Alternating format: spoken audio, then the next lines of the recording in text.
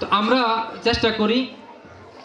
চেষ্টা করতেছি আপনাদের বাচ্চাগুলিকে সর্বোচ্চ আদর আপ্যায়ন করে, সর্বোচ্চ স্নেহ দিয়ে, সর্বোচ্চ ভালোবাসা দিয়ে, সর্বোচ্চ টেক কেয়ার করে আপনার সন্তানকে আদর্শ সন্তান হিসেবে আপনার কাছে যাতে আমরা পৌঁছে দিতে পারি, এর জন্য আমরা চেষ্টা করি।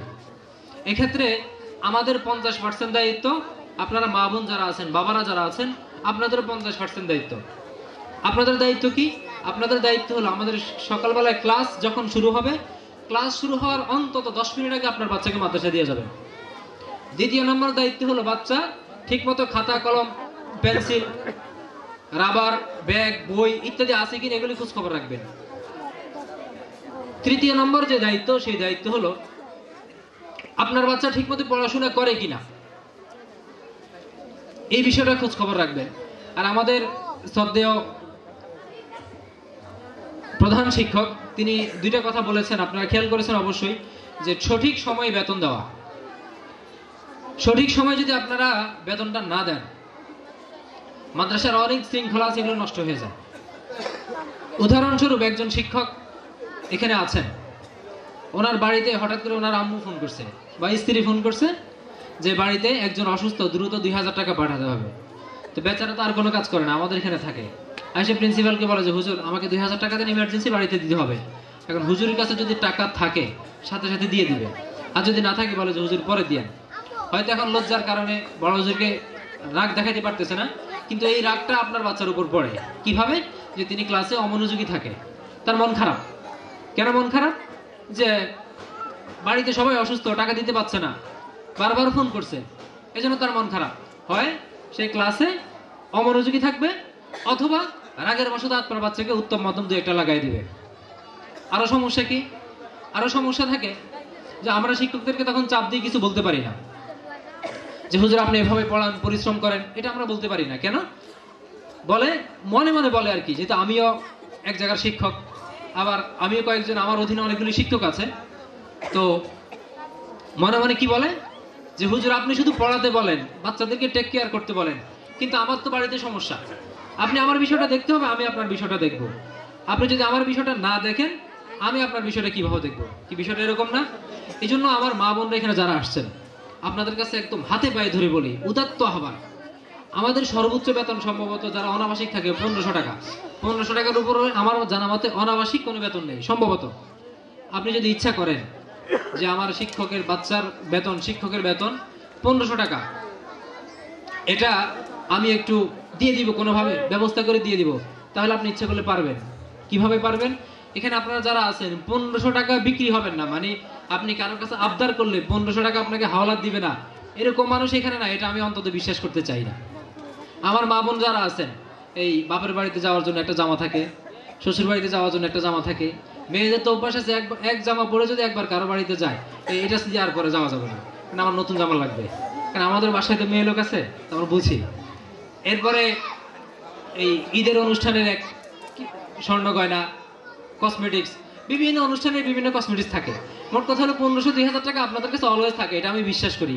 কেউ যদি বলেন যে থাকে না, তাহলে হয়তো আপনারা লুকাইতেছেন আজকে আমার কাছে। যদি নাও থাকে, আপনার আশেপাশে আত্মীয় স্বজন আছে না, পরিচিত লোকজন, যে বাচ্চার বেতনটা দিব, আমি বেতন পেলে দিয়ে দিব, তাহলে কি বেতনটা দেওয়া সম্ভব না? কথা বলেন, সম্ভব না? আপনার কথা বলতেছেন না, মনে করেন যে হুজুর আজগবি কথা কইতেছেন।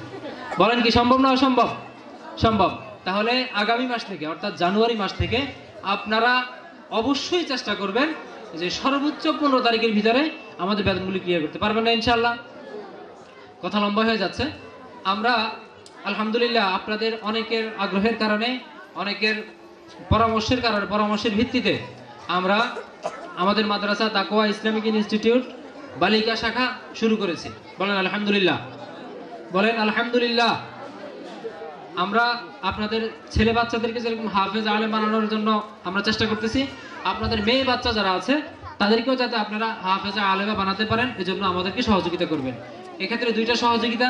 এক নম্বর সহযোগিতা হলো আপনাদের যে সমস্ত মেয়েরা আছে, আশেপাশে মেয়েরা আছে, তাদেরকে আমাদের মাঝে ভর্তি করে দিবেন। এবং আমাদের মাদ্রাসায় নতুন বছর উপলক্ষে কয়েকজন শিক্ষিকা লাগবে। আপনারা আপনাদের যাদের পরিচিত শিক্ষিকা আছে, এটা শিক্ষিকার ব্যবস্থা করে দিবেন। কারণ শিক্ষিকা ছাড়া তো আসলে মাদ্রাসা চালানো কঠিন হয়ে যাবে। আপনাদের যাদের পরিচিত আছে শিক্ষিকার ব্যবস্থা করবেন। আর সর্বশেষ আজকে আপনাদের কাছে আমি একটা দাবি করবো, একটা জিনিস চাইবো, এমন একটা জিনিস চাইবো যেটা আপনারা দিতে পারবেন। এমন জিনিসের কথা বলবো না যেটা আপনারা দিতে পারবেন। 1000 টাকা করে চাবো এমন না, 500 টাকা 2000 টাকা এটাও না। আপনারা দিবেন তো?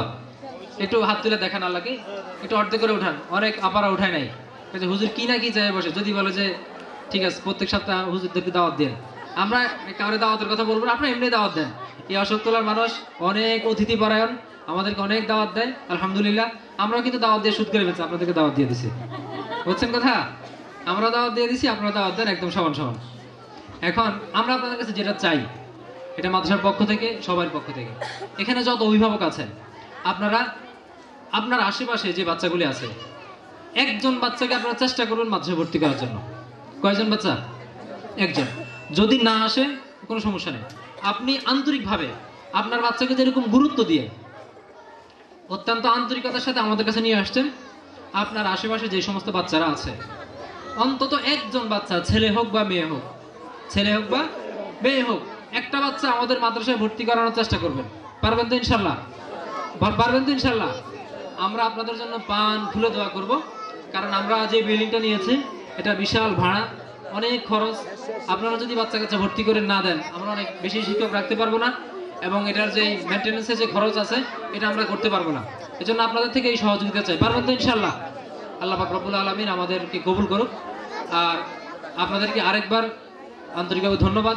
আপনারা লম্বা সময় ব্যয় করেছেন। বাড়িতে যাওয়ার পরে বিশেষ করে বোনদেরকে যদি আমার ভাইয়েরা যদি বকা দেয়, বলছেন কথা, একটু শিখে নেন আমার থেকে। যদি বকা দেয় যে তুমি এত রাত্রে কোথায় ছিলা, তোমার দরকার আছে এতক্ষণ থাকা, মহিলা মানুষ, দরকার নাই, তুমি সংসার রাখে কই গেছো, আপনি বলবেন যে 365 দিন তোমার সাথে থাকি, একটা দিন এই হুজুর গল্লাকে একটু দেখা সাক্ষাৎ করতে গেছে। পারবেন না ইনশাল্লাহ?